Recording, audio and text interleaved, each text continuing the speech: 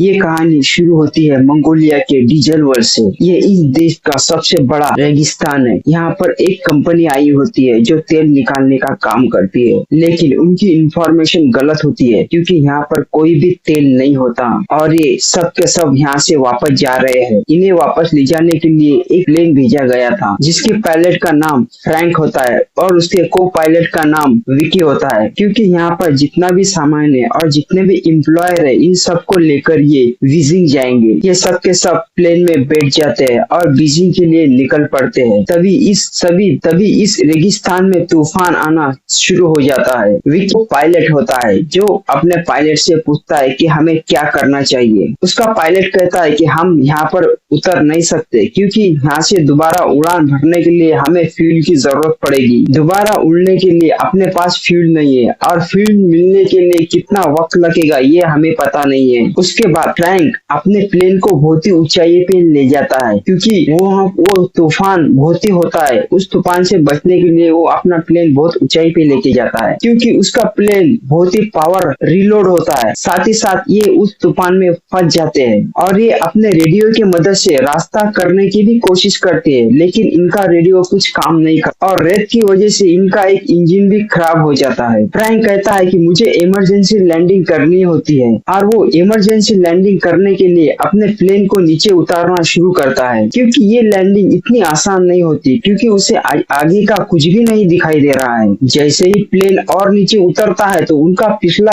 हिस्सा एक चट्टान से टकरा जाता है जिसकी वजह से पीछे का दरवाजा खुल जाता है और एक पैसेंजर उसके नीचे गिर जाता है और उसकी मृत्यु हो जाती है और इनका प्लेन रेगिस्तान में घिसड़ता हुआ आगे जाता है। और जब प्लेन रुकता है तो ये देखते हैं कि प्लेन में 2 पैसेंजर और भी मर चुके हैं, लेकिन ये अभी भी बाहर नहीं जा सकती है क्योंकि बाहर तूफान चल रहा है। जब तूफान रुकता है तो ये दिखाया जाता है कि इनका पूरा प्लेन रेत के अंदर डूबा हुआ है, लेकिन कुछ ही देर के बाद इनका प्लेन विजिबल हो जाता है, दिखाई देता है। ये सब के सब अपने प्लेन से बाहर आते हैं और अपने खाने पीने की सप्लाई चेक करते हैं तो इन्हें पता चलता है कि अभी 2 महीने तक का अपने खाने पीने का सामान हमको पूर सकता है। यानी कि इन्हीं में से एक आदमी रहता है, वो कहता है कि मैं चलकर यहाँ से बाहर जाऊं।